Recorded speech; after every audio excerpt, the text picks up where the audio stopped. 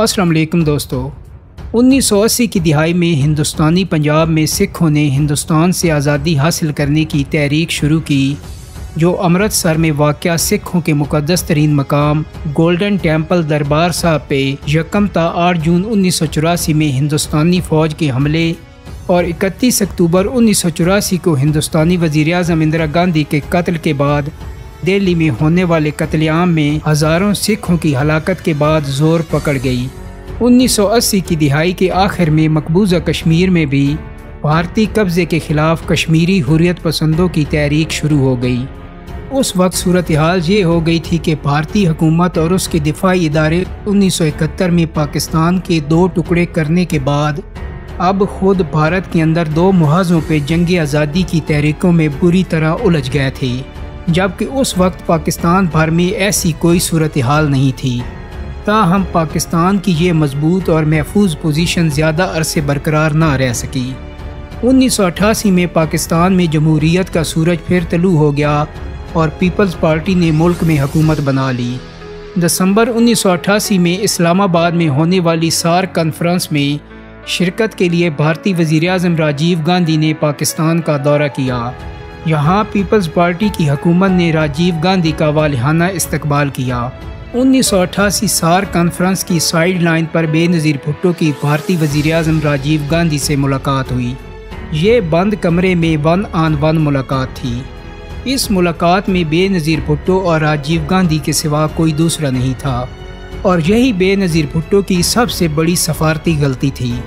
وہ اس لیے کہ وزیر اعظم کی کوئی ملاقات ذاتی نہیں ہوتی، وہ عوام کے نمائندے کے طور پر ریاستی ملازمین کی موجودگی میں عالمی معاملات طے کرتا ہے، تاکہ سند رہے اور عوام کے سامنے اور ریکارڈ کا حصہ بھی رہ سکے۔ ریاستی ضوابط کار سے ہٹ کر کی گئی ملاقات اور گفتگو کا کوئی گواہ نہیں تھا، اس لیے افواہوں اور قیاس آرائیوں کا جنم لینا فطری بات تھی۔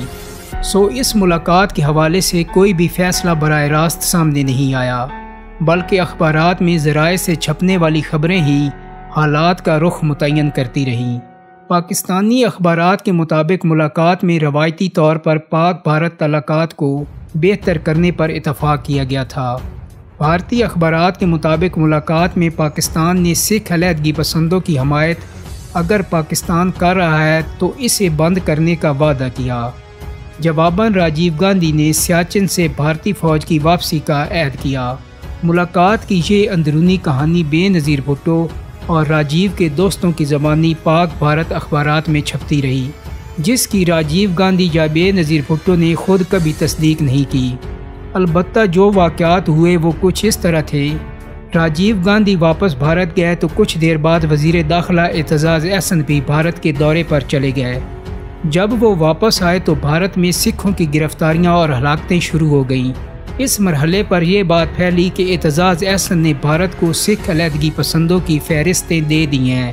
اسی دوران بھارتی وزیر داخلہ بوٹا سنگھ کا ایک اعتراف بھی پاکستانی اخبارات میں چھپا، جس میں سکھ علیحدگی پسندوں کی حمایت ختم کرنے کے تاثر کو تقویت ملی۔ انہوں نے پاکستان پر کشمیریوں کی ٹریننگ کا الزام تو لگایا، لیکن ساتھ ہی یہ بھی اعتراف کیا کہ پاکستان نے خالصتان تحریک سے لا تعلقی کا جو وعدہ کیا تھا اسے پورا کیا ہے۔ بھارت سے چلے جانے والے سکھوں نے کہا کہ اس میں کوئی شک نہیں ہے کہ بے نظیر بھٹو نے اس دور میں اس قسم کا کردار ادا کیا جس نے خالصتان تحریک کو نقصان پہنچایا۔ سارک کانفرنس ملاقات کے بعد کئی اخبارات میں ایسی خبریں چھپیں جن میں پاکستان نے بھارتی وزیر اعظم سے مطالبہ کیا کہ وہ سیاچن سے بھارتی فوج واپس بلائیں، لیکن راجیو گاندھی اور بھارتی ڈپلومیٹس اعلانیہ ایسے کسی وعدے سے انکار کرتے رہے۔ اس ملاقات کے چند ماہ بعد جولائی 1989 میں راجیو گاندھی خصوصی دورے پر پاکستان آئے۔ ٹائمز آف انڈیا کے مطابق بے نظیر بھٹو نے راجیو گاندھی سے سیاچن والا وعدہ پورا نہ کرنے پر شکوہ کیا۔ بھارتی وزیر اعظم نے جواباً کہا کہ انڈین ملٹری اسٹیبلشمنٹ سیاچن خالی کرنے پر ابھی تیار نہیں، البتہ انتخابات کے بعد وہ اپنا وعدہ پورا کر سکیں گے۔ لیکن 1989 کے بھارتی انتخابات کے بعد راجیو گاندھی وزیر اعظم نہ بن سکے اور یہ وعدہ ہی رہا۔ خالصتان تحریک کی فہرستوں کی یہ کہانی آج بھی دہرائی جاتی ہے اور یہ الزام ایک سٹنگر میزائل کی طرح پیپلز پارٹی کا پیچھا کرتا ہے۔ اس الزام کے بارے میں اس دور کے وزیر داخلہ اعتزاز احسن نے کچھ یوں وضاحت پیش کی: یہ میں بار بار کہہ چکا ہوں کہ سکھوں کی لسٹیں میں نے نہیں دیں۔ اگر سکھوں کی لسٹیں میں نے دی ہوتی تو مجھے پھانسی ہو گئی ہوتی۔ کوئی سویلین اگر ISI کی کوئی لسٹ جو اس کے ہاتھ آ جائے، اگر وہ انڈیا کو دے آئے تو کیا وہ بچا رہے گا؟ جنرل حمید گل جنہیں بے نظیر بھٹو نے DG ISI کے عہدے سے ہٹایا تھا اور انہیں پیپلز پارٹی کا نظریاتی مخالف سمجھا جاتا تھا، انہوں نے ان فہرستوں کے بیان میں یہ بتایا کہ جب اندرا گاندھی کے قتل کے بعد دہلی میں سکھوں کا قتل عام ہوا تو تقریباً 6,500 سکھ بھاگ کر پاکستان آ گئے تھے۔ اس وقت بارڈر کھلے تھے اور کوئی باؤنڈری نہیں لگی تھی، چنانچہ ان کو ہم نے جیلوں میں لوکیٹ کیا تو وہاں سے کوئی 1100 کی لسٹ تھی جو وزارت داخلہ کو دی گئی تھی، لیکن ان کو انہوں نے جا کر مارنا شروع کر دیا۔ اور بڑی مشکل یہ ہے کہ ہمارے سیاستدان ہمیشہ ہی عجیب و غریب حرکات کر ڈالتے ہیں۔